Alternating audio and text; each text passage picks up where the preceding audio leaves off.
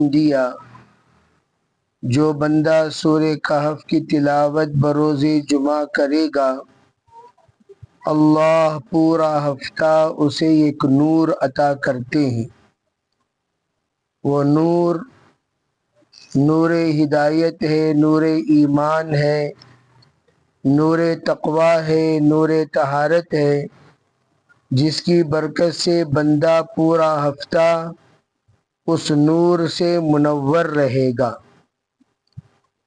اللہ تعالیٰ نے قرآن پاک میں اسی کا ذکر فرمایا۔ تمام تعریفیں اس پروردگار کے لیے جس نے انزل علی عبدہ الکتاب، اپنے بندے پر کتاب نازل فرمائی اور اس میں کسی طرح کی کجی نہیں رکھی، یعنی بالکل صاف اور واضح کتاب ہے قرآن پاک۔ سورہ کہف میں مختلف مضامین اللہ نے ذکر فرمائے۔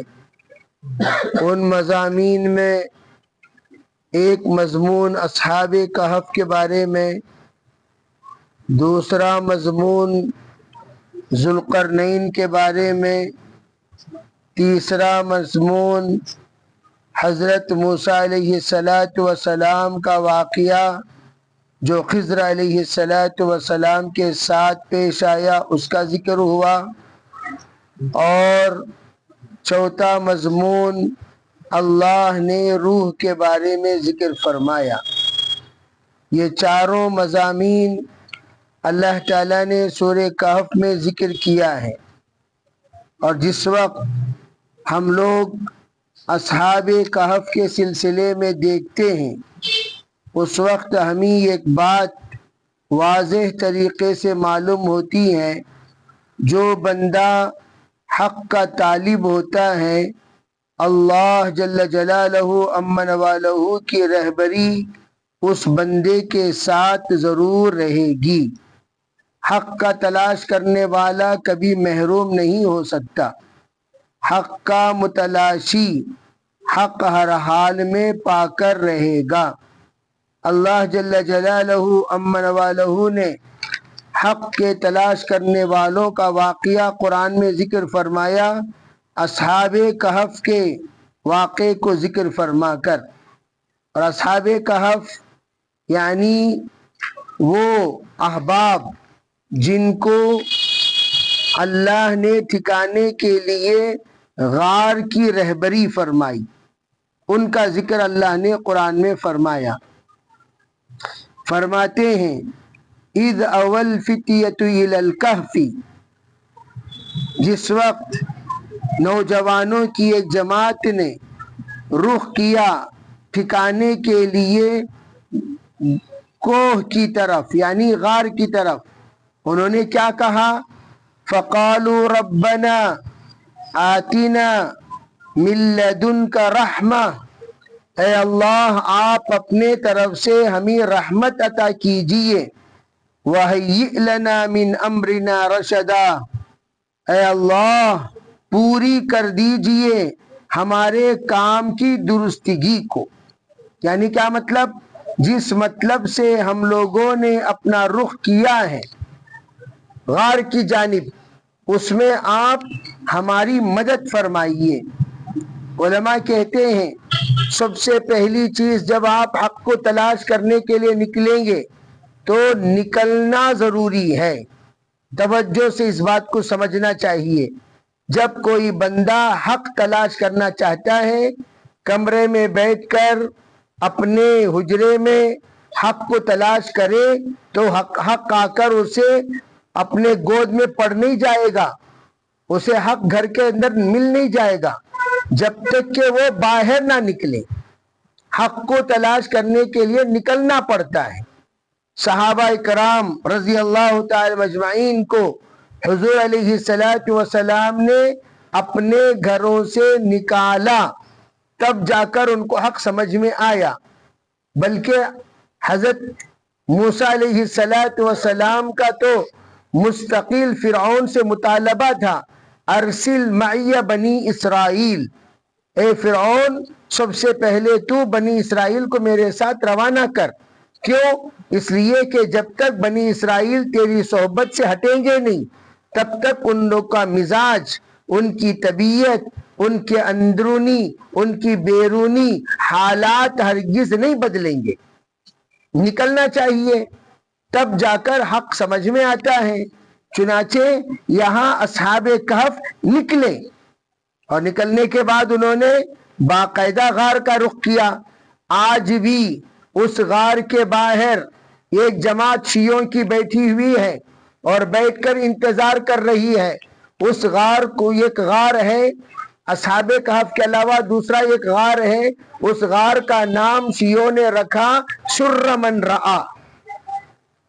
شر من رآ یعنی وہ شیعہ کہتے ہیں کہ ہمارے نبی پر 40 پارے نازل ہوئے، 10 پارے کسی نے چھپا دیا، 30 پارے انہوں نے امت کے سامنے ظاہر کیا. وہ 10 پاروں کو لے کر ہمارے آخری امام تشریف لائیں گے اور لا کر امت کو 10 پارے دیں گے. وہ جو امام تشریف لانے والے ہیں وہ غار سے تشریف لائیں گے. اس غار کا نام شر من رآ ہے. آج بھی بے وقوفوں کی ایک جماعت اس کے باہر بیٹھی ہوئی انتظار کر رہی ہے. وہ 10 پارے لے کر آئیں گے اور ہم 10 پارے فوراً تمام لوگوں کے سامنے بتائیں گے. اس 10 پاروں میں یہ لکھا ہوا ہے کہ خلیفہ حضور صلی اللہ علیہ وسلم کے بعد حضرت علی رضی اللہ تعالیٰ عنہ. اب ان پاگلوں سے پوچھو، ارے پاگلوں اس وقت 10 پارے لا کر کرو گے کیا؟ اگر نعوذ باللہ من ذالک قرآن کے 10 پارے غائب ہو چکے، پھر قرآن پاک میں اللہ نے جو کہا اِنَّا نَحْنُ نَزَّلْنَا ذِكْرَ وَإِنَّا لَهُ لَحَافِظُونَ، قرآن کو ہم نے نازل کیا، قرآن کو ہم ہی بچائیں گے، ہم ہی حفاظت کریں گے. تو کیا نعوذ باللہ اللہ نے حفاظت میں کوئی کمی کر دی؟ تو وہ غار کے پیچھے پڑے ہوئے ہیں.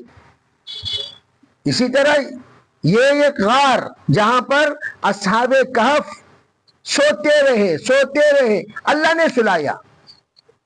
دیکھو نیند اور عجیب و غریب نیند، آنکھیں کھلی تھیں اور سو رہے تھے. تو اللہ تعالیٰ نے ان کو بھیج دیا اور بھیج کر غار میں فَضَرَبْنَا عَلَىٰ آذَانِهِمْ، ہم نے ان کے کان کو بند کر دیے. کیا مطلب؟ عربی عام طور پر جس وقت کان میں آواز پڑتی رہے گی ڈسٹرب ہوتا رہے گا، کان بند ہو جائے گی تو پھر ڈسٹرب ہونا بند ہو جائے گا. عام طور پر آپ دیکھے ہوں گے کان تھوڑی سی بھی آواز دستک دو فوراً لوگ اٹھ جاتے ہیں. وجہ اس کی کیا ہے کہ وہ کان کے اندر آواز پہنچتے ہی نیند کھل جاتی ہے اور اللہ نے سب سے پہلے کان بند کر دیے. نے ان کو کئی سالوں کے بعد اٹھایا، کئی سالوں کے بعد جگایا. اب علماء کہتے ہیں وہ جو کتنے سال جگے، 300 سال کے بعد جاگ رہی. نیند ایک ایسی چیز ہے، وقت انتہائی تیزی کے ساتھ گزر جاتا ہے. اب دیکھیے رات کا ٹائم آپ سو جاتے ہیں، صبح اٹھتے ہیں تو ایسا محسوس ہوتا ہے کہ ہم ابھی سوئے ابھی اٹھے. اور نیند یہ موت کی بہن ہے. اور نیند میں آپ دیکھیں گے سب کے سب شہداء کی طرح پڑے ہوئے رہتے ہیں. رات کو بڑے ادب سے سوئیں گے. سونے کے بعد ہر ایک کی شکل بدل جائے گی، منہ ٹیڑھا ہو جائے گا، ہاتھ ٹیڑھا ہو جائے گا، پیر ٹیڑھا ہو جائے گا، سب ٹیڑھے ہو جائیں گے مختلف قسم کے. کوئی مشرق میں سویا مغرب میں اٹھا، مغرب میں سویا مشرق میں اٹھا. عربی آدمی کا سرکل بھی بدل جاتا ہے. نیند ایک ایسی چیز ہے جس میں اللہ تعالی اعمال نامہ بند کر دیتے ہیں. مرفوع القلم کہا جاتا ہے سونے والے کو، اس کے اعمال نہیں لکھے جاتے. اللہ کے رسول علیہ الصلوۃ والسلام نے موت کی بہن فرمائی. اسی لیے پوچھا گیا حضور جنت میں نیند ہے؟ آپ نے فرمایا نیند نہیں ہے. کیوں؟ اس لیے کہ نیند موت کی بہن ہے اور جنت میں موت نہیں ہے. نیند یہ دنیا کا عمل ہے اور اللہ تعالیٰ سلا دیتے ہیں. حضرت مولانا انعام الحسن صاحب رحمۃ اللہ علیہ عجیب بات فرمایا کرتے تھے، اگر تم گناہوں سے بچنا چاہتے ہو سو جاؤ، بیکاری گناہوں کا دروازہ ہے، اگر بیکار رہو گے گناہ کرو گے، بیکاری سے بچنا چاہتے ہو تو فوراً کیا کرو، سو جاؤ، آرام کرو، تاکہ تمہارے آرام میں صحت بھی بنے، گناہوں سے تم محفوظ بھی رہو۔ 300 سال سلایا اللہ تعالیٰ نے ان لوگوں کو، آپ اندازہ لگائیے، 300 سال، اور ساتھ میں کتا، ساتھ میں کتا، کتنے تھے وہ؟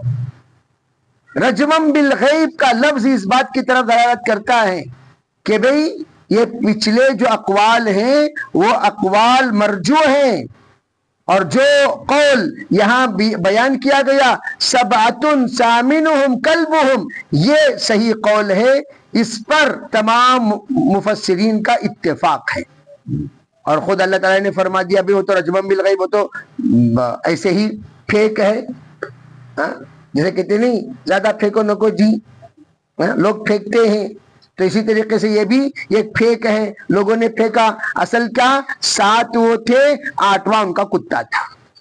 خیر بہرحال یہ واقعہ اللہ تعالیٰ بیان فرما کر اپنی قدرت کا اظہار فرمانا چاہتے ہیں۔ یہ اس وقت لوگوں کو پتا چلا جس وقت وہ اپنی رقم لے کر ناشتہ لینے کے لیے نکلے باہر، چلو بھی جا کر کچھ کھانا کھانے کے لیے لائیں گے، جب جا کر انہوں نے مارکیٹ میں دیا تو مارکیٹ والا اوپر نیچے دیکھا ان کو، کیوں؟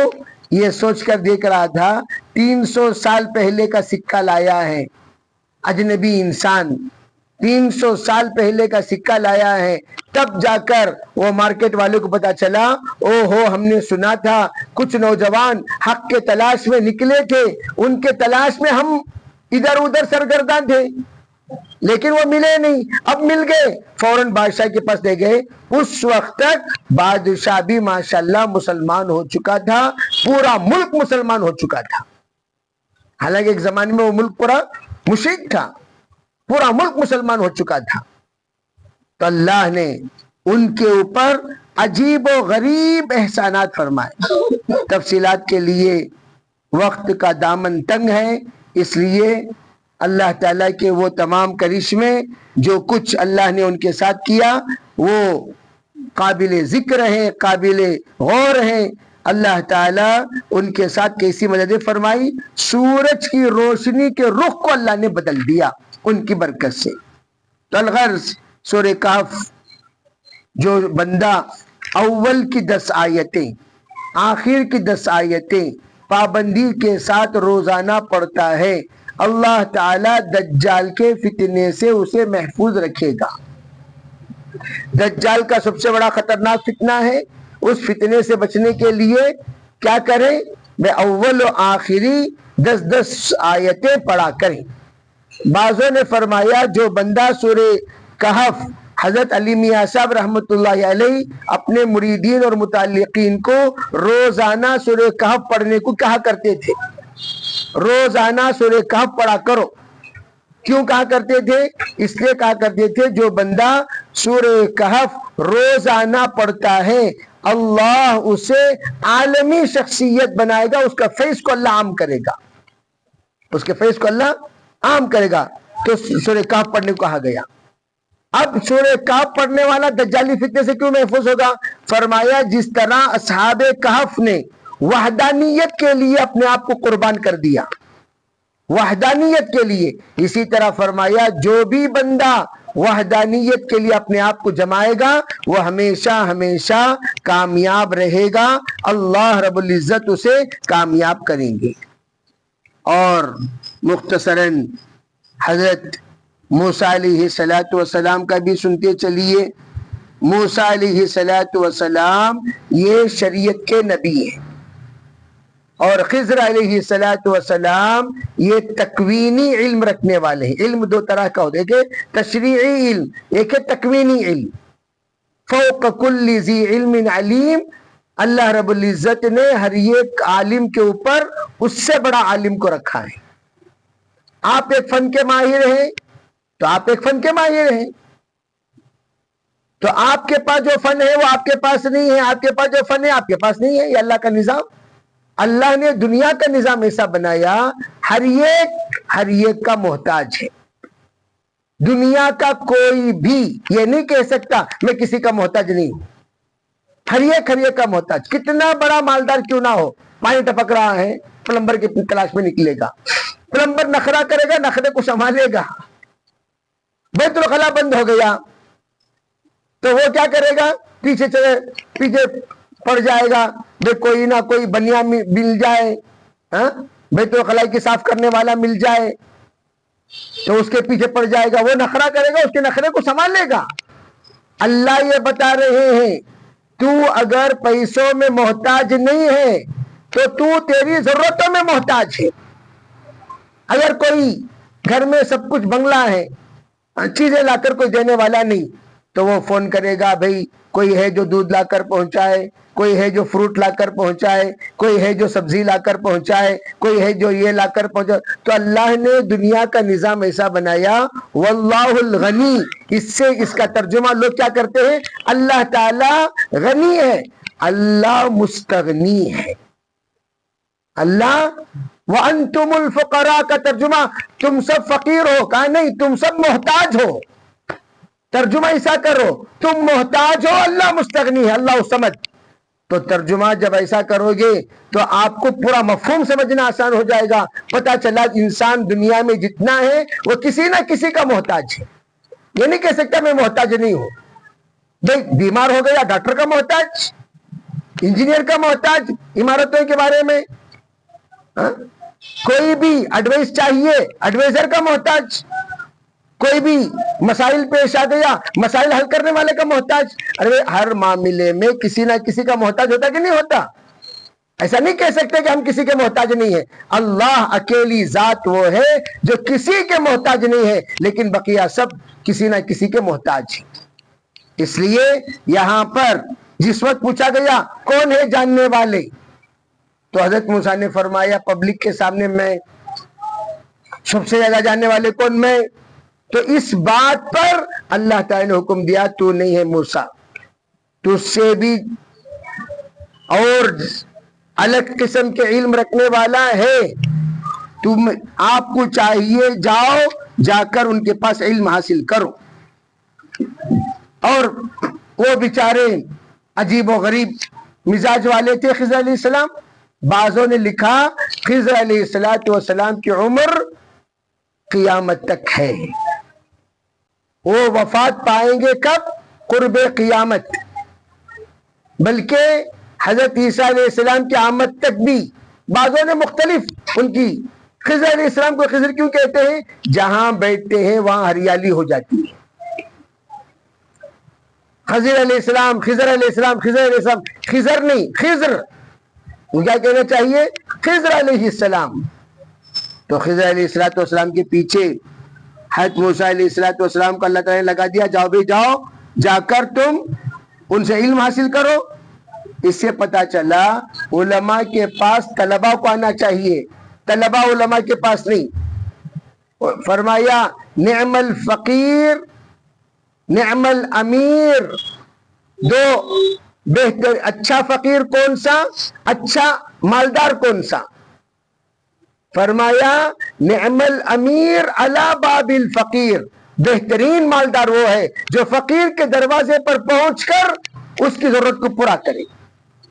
بدترین فقیر وہ ہے جو بئس الفقیر علی باب الامیر, بدترین فقیر وہ ہے جو امیر کے دروازے پر پہنچ جائے. اسے کہا بھئی طالب جس کو طلب ہوتا ہے وہ جا کر کسی جس کے پاس سیکھنا چاہتا ہے اس کے پاس پہنچنا چاہیے, پہنچ کر سیکھو. چنانچہ حضرت موسیٰ علیہ السلام کے پاس جا کر حضرت موسیٰ علیہ السلام کو اللہ تعالیٰ نے بھیجا, جاؤ جا کر سیکھو. اب یہاں دیکھیں عجیب و غریب بات, اب حضرت موسیٰ علیہ السلام توشہ لے کر نکل رہے ہیں, اور نکلتے وقت اپنے خادم کو بھی ساتھ میں لے لیا, اپنے خادم کو بھی ساتھ میں لے لیا. یوشع علیہ السلام کو اذ قال موسیٰ لفتاہ لا ابرح حتی ابلغ مجمع البحرین او امضی حقبا, یہاں سے واقعہ شروع ہو رہا ہے. ہم اس تمام واقعے میں 3 باتیں آپ کو بتائیں گے. جس وقت موسیٰ علیہ السلام خضر علیہ السلام سے جا کر ملنے کے بعد خضر علیہ السلام نے ان کو ساتھ لے کر سفر کرنا شروع کیا. 3 چیزیں ایسے واقعات پیش آئے خضر علیہ السلام کے ساتھ. موسیٰ علیہ السلام کو برداشت ہی نہیں ہو رہا ہے ان کے اس واقعے پر. بار بار غصہ آ رہا موسیٰ علیہ السلام کو. بھئی موسیٰ علیہ السلام 23 والے ہیں، جلال ہیں، اور موسیٰ علیہ السلام اولو العزم من الرسل میں سے ہیں، کوئی معمولی رسول نہیں ہے. موسیٰ علیہ السلام کا اپنا ایک مقام ہے، اپنی ایک وجاہت ہے. موسیٰ علیہ السلام جس وقت خضر علیہ السلام کو دیکھا تو بار بار ٹوکنے لگے. کیا سب سے پہلے واقعہ یہ پیش آیا کہ وجدا عبدا من عبادنا آتیناہ رحمت من عندنا وعلمناہ من لدنا علما. جس وقت موسیٰ علیہ السلام نے پایا وہ دونوں کے دونوں ان کے شاگرد ایسے بندے کو جس کو ہم نے خصوصی رحمت عطا کی تھی اور ہمارے طرف سے خصوصی علم عطا کیا تھا، ان سے وہ ملاقات کیے. ملاقات کرتے ہی کیا کہا؟ قال له موسیٰ هل اتبعک علی ان تعلمنی مما علمت رشدا. کیا میں تمہارے ساتھ رہوں، صحبت میں رہوں، تاکہ آپ مجھے وہ باتیں سکھائے جو اللہ نے آپ کو بہت ہی بھلی باتیں تمہیں سکھائی ہیں، وہ باتیں آپ مجھے سکھائیں گے. تو انہوں موسیٰ علیہ السلام کو دیکھ کر اندازہ لگا لیا کہ انہوں ذرا جلالی ہیں. خضر علیہ السلام تو خضر علیہ السلام ہے، وہ بھی اپنے جگہ پر ایک عظیم شخصیت ہے. انہوں نے کہا موسیٰ تمہیں میرے ساتھ رہ نہیں سکتے، انکا لن تستطیع معی صبرا، تمہیں میرے ساتھ صبر سے نہیں رہ سکتے. ہر ایک کے ساتھ نہیں رہ سکتا. بھئی جو میرا مزاج جانتا ہے وہ میرے ساتھ رہ سکتا ہے، جو ہمارا مزاج نہیں جانے گا وہ ہمارے ڈانٹنے پر بھاگ جائے گا. حضرت خضر دیکھ رہے ہیں یہ تشریعی نبی ہے. یہ کون ہے؟ تشریعی نبی. اور ہم تکوینی علم رکھنے والے، ہم دونوں کو بنے گا نہیں. ہمارا فیلڈ الگ ہے، ان کی فیلڈ الگ ہے، ہم دونوں کو بنے گی نہیں. تو حضرت نے فرمایا نہیں میں نہیں ہوتا، چھوڑو بھائی. تو انہوں نے فرمایا نہیں میں انشاءاللہ آپ کے ساتھ رہوں گا ضرور. تو ٹھیک ہے، دونوں کے دونوں. حضرت نے فرمایا ستجدنی انشاءاللہ صابرا، مجھے آپ صبر کرنے والا پائیں گے، میں ہرگز کسی بھی معاملے میں ٹانگ نہیں آڑا کروں گا. چنانچہ ان دونوں کو لے کر آگے بڑھے. تو اس وقت پہلا کام کشتی میں سوار ہوئے. سوار ہوتے ہی انہوں نے کیا کیا؟ حضرت والا نے انہوں نے کشتی کو توڑ دیا. میں کشتی میں سوار ہو کر جا رہے تھے تو انہوں نے کشتی کو توڑ دیا. کون؟ خضر علیہ السلام. جیوں ہی کشتی کو توڑ دیے، موسیٰ علیہ السلام نے پوچھا یہ کیا قصہ بھائی؟ اخرقتھا لتغرق اہلھا، کیا آپ نے کشتی توڑ دی تاکہ لوگ ڈوب کر مرے؟ اور آپ ایسا کام کیسے کر سکتے ہیں؟ کیوں توڑا آپ نے کشتی؟ انہوں بولے دیکھ بھائی تیرا بھی میرا بنے گا نہیں. میں نے کہا کہ نہیں کہا؟ خواہ مخواہ تم پھر میرے پیچھے پڑے ہوئے ہو. ابھی داخلہ آپ کا میں فسخ کر دیتا ہوں، نکل جاؤ باہر، چلے جائیے اپنا کام کیجیے. نہیں چھوڑو، میں آئندہ سے کیا بھی نہیں کر سکتا، کیا بھی نہیں بولوں گا، میں بھول گیا تھا، جو ہے وعدہ کیا بھول گیا تھا. چلو چلے. پھر کیا ہوا؟ جب چلتے رہے حتی اذا لقیا غلاما فقتلہ، ایک چھوٹے سے بچے کو دیکھا، وہ بچے کو حضرت نے مار دیا. اب بچے کو مارے تو آج کل لوگ برداشت کہاں کرتے ہیں، کیوں مارے، کس لیے مارے، وہ نہیں پوچھیں گے. بچے کو مارے نا، بچے کو مارے نا، بچے کو مارے نا، بچے کو مارے نا. بھائی ہنگامہ ہوگا کہ نہیں ہوگا؟ تو بچے کو مارنے پر حضرت نے فرمایا اقتلت نفسا زکیۃ بغیر نفس، ارے بھئی ایک بچے کو، بھولے بھالے بچے کو آپ نے مار دیا ناحق، جبکہ کوئی قصاص کا معاملہ ہی نہیں، یہ کیسا منکر کام تم نے کیا ہے؟ حضرت نے فرمایا بھائی تمہارا ہمارا بنے گا نہیں، آپ چلے جائیے، اپنا راستہ آپ پکڑ لیجئے، میرا راستہ میں کر لیتا ہوں۔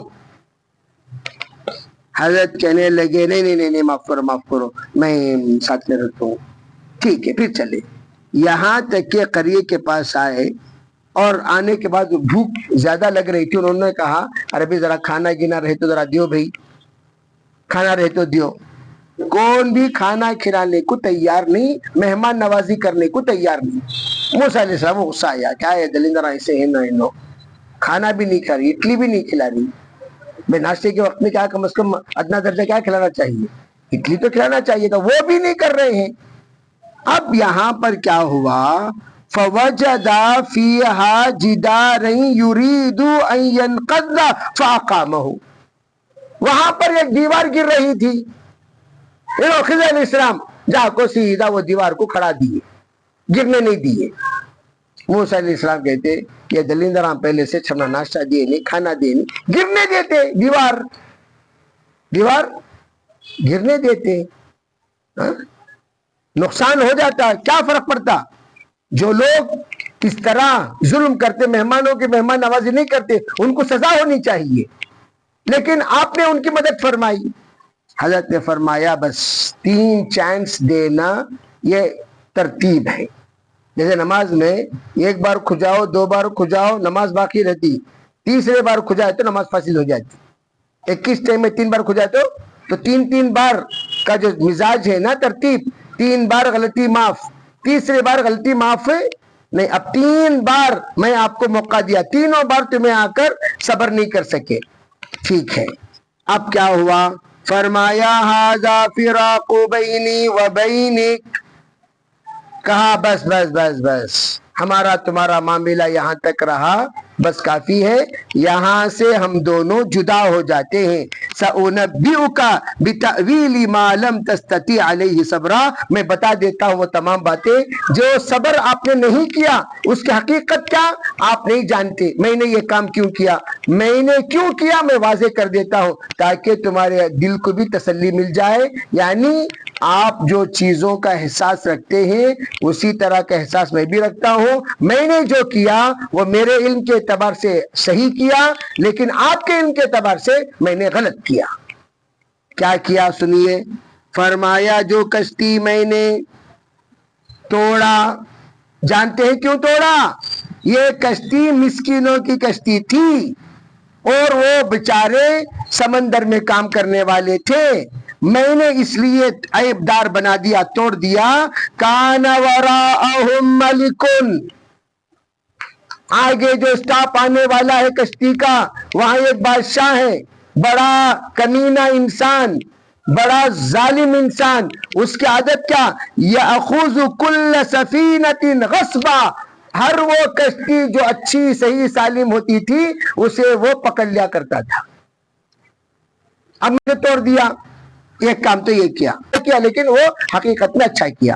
اب دیکھیے دوسرا، وہ جو بچہ جس کو میں نے مارا، کیا پتا ہے، فرمایا کان ابواہ، یہ ہے اصل مین بات، آپ سب کو سنانا، آپ سب کو جو سنانا چاہ رہا تھا وہ یہی کہا، اولاد کو اگر ہم نے صحیح تربیت کی اور ہم بھی نیک ہیں، سنو اچھی طرح، اللہ کبھی ہماری اولاد کو ضائع نہیں کرے گا۔ ہم اگر نیک ہیں، ہمارے اولاد کو اللہ کبھی ضائع، نہ ان کی جائیداد ضائع ہوگی، نہ ان کی عزت ضائع ہوگی، نہ ان پر محنت ضائع ہوگی، نہ ان کے صلاحیت اللہ ضائع کرے گا۔ اولاد، ماں باپ اگر نیک ہو، اولاد کو اللہ ضائع ہونے نہیں دیتا۔ یہاں دیکھیے کیا فرمایا، وہ جو بچہ جس کو میں نے، کیا پتا ہے، فرمانے لگے وہ امل غلام، وہ لڑکا، اس کے بارے میں سنو، فکان ابواہ مؤمنین، ان کے والدین سب کے سب مومن تھے، دونوں کے دونوں، مجھے یہ ڈر ہونے لگا، فخشینا ان یرہقہما طغیانا وکفرا، ماں باپ تو تھے نیک لیکن ایمان والے تھے بیچارے دونوں کے دونوں. پھر ہم کو اندیشہ ہونے لگا, ڈر ہونے لگا, خوف ہونے لگا, فخشینا ڈر ہونے لگا, ان یرہقہما کہیں ان کو وہ عاجز نہ کر دے, طغیانا و کفرا زبردستی اور کفر کرا کر اس بچے کو کہیں وہ لوگ ان کو گمراہ نہ کر دیں. فَأَرَدْنَا أَن يُبْدِلَهُمَا رَبُّهُمَا خَيْرًا مِّنْهُ زَكَاةً وَأَقْرَبَ رُحْمًا. فرمانے لگے پھر ہم نے چاہا کہ اس کے بدلے میں ان کو ان کا رب بہتر سے بہترین پاکیزہ رزق ان کو عطا فرمائے. یہاں زکوٰۃ سے مراد یہاں وہ زکوٰۃ نہیں جو ہم ادا کرتے ہیں, یہ زکوٰۃ سے مراد یہاں پاکیزہ اور اللہ کے طرف سے شفقت, رحمت اور اللہ کی طرف سے خصوصی توجہ ہو, اس لیے ہم نے ایسا کیا. یعنی اس بچے کو وہاں سے ہٹانے کا منشا, وہ جو مارا ہم نے, مارا سے مراد مکمل طور پر قتل وتل نہیں ہے, یہاں جو ہم نے ہٹایا وہ اس لیے تاکہ وہ بچہ زندہ رہے اور آگے یہاں سے آگے بڑھنے کے بعد اللہ تعالیٰ کی طرف سے وہ بہترین اجر پائے. اور یہ بچہ گمراہ ہو کر آگے چل کر بہت بڑا فتین بننے کا اندیشہ تھا, اس لیے ہم نے اس بچے کو ختم کی کر دیا تاکہ آئندہ چل کر وہ بڑا خبیث نہ بنے. یہ جیسے شداد کے بارے میں جب پوچھا گیا عیسیٰ علیہ السلام سے سب سے زیادہ رحم آپ کو کب آیا, کہا اس وقت جب ایک بچہ ماں کے گود میں تھا اور آپ نے کہا تھا ماں کی روح نکال لو. مجھے اس بچے پر ترس آیا کہ یہ چھوٹا بچے کا انجام کیا ہوگا. کہا پھر کب ترس آیا, کہا شداد کی روح نکالنے کو جب آپ نے کہا ایک پیر اندر جنت کے اور ایک پیر باہر اور آپ نے کہا تھا روح نکالو, اس وقت مجھے اس پر ترس آیا. تو اللہ تعالیٰ نے فرمایا کہ جو بچے پر تو نے ترس کھایا تھا ماں کی روح نکالتے وقت, وہی کمبخت بچہ شداد ہے. وہی کمبخت کون ہے؟ شداد ہے. ارے بات سمجھ, یہ اللہ کی حکمت. اللہ کسی کو ختم کرنا چاہتے ہیں تو ان کے پیچھے وہ حکمتیں ہوتی ہیں, تو وہ حکمت کے مطابق اللہ تعالیٰ ختم کرتے ہیں. اب رہی بات وہ دیوار, اسی لیے وہ بچے کو انہوں نے ختم کر دیا تاکہ وہ بڑا بن کر بڑا خبیث نہ بن جائے. فرمایا اب رہی بات وہ دیوار شہر کے 2 یتیم بچوں کے دیوار تھی. وہ دیوار کے اندر خزانہ تھا. کان تحتہ کنز لہما, وہ یتیم بچوں کا خزانہ تھا. اگر وہ دیوار گر جاتی تو یتیم کا خزانہ جو نیچے پڑا ہوا ہے لوگ لوٹ لیتے. میں نے اس لیے کھڑا کر دیا کہ ان کے بھی دیکھو یہاں پر قتل بھی اس لیے کیا, وَكَانَ أَبُوهُمَا صَالِحًا, ان دونوں کے والدین بھی نیک تھے. نیک والدین کا نام بدنام نہ ہو اس کے لیے پہلے کے بچے کو قتل کیا, اور نیک والدین کی محنت ضائع نہ ہو اس لیے میں نے اس دیوار کو کھڑا کر دیا تاکہ اس نیک والدین نے جو ان بچوں کے لیے خزانہ جمع کر کے رکھے, پہلے زمانے میں بینک وغیرہ نہیں, گڑھا کھود کے رکھتے تھے, وہ خزانہ بچوں کو ملے. تو اسے پتا چلا کہ ہم اپنی زندگی میں جو بھی نیکی کرتے ہیں وہ نیکی کو اللہ کبھی ضائع نہیں کرے گا. اللہ رب العزت ہمارے جیسے کہ آج کل بے اولاد ہونے کے باوجود اولاد کے اوپر روتے ہیں والدین, یہ خبیث کو پیدا کرنے سے بہتر کہ یہ پیدا ہی نہ ہوتا کتنا اچھا تھا. کتنے ایسی اولاد اپنے والدین کے لیے درد سر کا سبب بن گئے, عذاب بن گئے, مصیبت بن گئے, آفت بن گئے, جائیداد کو تباہ کرنے کا سبب بن گئے. تو ان کے لیے ان کے والدین خود موت کی بددعا کرتے رہتے, ہلاکت کی بددعا کرتے رہتے. بعض نیک تو بد کو حضرت نے ختم کر دیا مار کر, اور جو نیک تھا اس نیک کی اور جو خزانہ ان کے والدین نے جمع کر کے رکھا ان کو ملنے کے لیے اس دیوار کو انہوں نے کھڑا کر دیا. بہرحال جس سے پتا چلا جو بھی ہوتا ہے اللہ کی طرف سے خیر ہوتا ہے. اللہ تعالی ہم سب کو بات سمجھنے کی توفیق عطا فرمائے. اللہ تعالی قرآن پاک سے ہمیں نسبت عطا فرمائے، قرآن کے مضامین کو صحیح سمجھ کر اس پر عمل کرنے کے اللہ توفیق عطا فرمائے۔ بہرحال والدین نیک رہیں گے، اولاد کو اللہ تعالیٰ کبھی ضائع نہیں کریں گے۔ اللہ اولاد کی خود هو یتولی الصالحین، قرآن میں ہے اولاد کی کفالت اللہ خود کرے گا اگر ہم نے اولاد کو نیک بنا دیا۔ یہی بات عمر بن عبدالعزیز نے کہا تھا ان لوگوں سے جنہوں نے آ کر کہا آپ کی 7 لڑکیاں ہیں اور لڑکیوں کے لیے آپ نے کوئی جائیداد نہیں چھوڑی، فرمایا هو یتولی الصالحین، میرے بچوں کو نیک بنایا، پاک بنایا، اللہ سے ڈرنے والا بنایا، قرآن پڑھنے والا بنایا اور ان کو حلال و حرام کی تمیز میں نے سکھایا۔ مجھے یقین ہے میرے بچے جب تک نیک رہیں گے اللہ ان بچوں کی حفاظت کرے گا، اللہ ان کی دیکھ بھالی کرے گا۔ چنانچہ ہوا کیا، علماء لکھتے ہیں 7 کی 7 بچیاں حضرت عمر بن عبدالعزیز کی ملکہ بنی، شہزادیاں بنی۔ کس نے بنایا؟ اللہ نے بنایا۔ اللہ تعالی ہمیں عمل کی توفیق عطا فرمائے، سمجھداری نصیب فرمائے۔ وآخر دعوانا الحمدللہ۔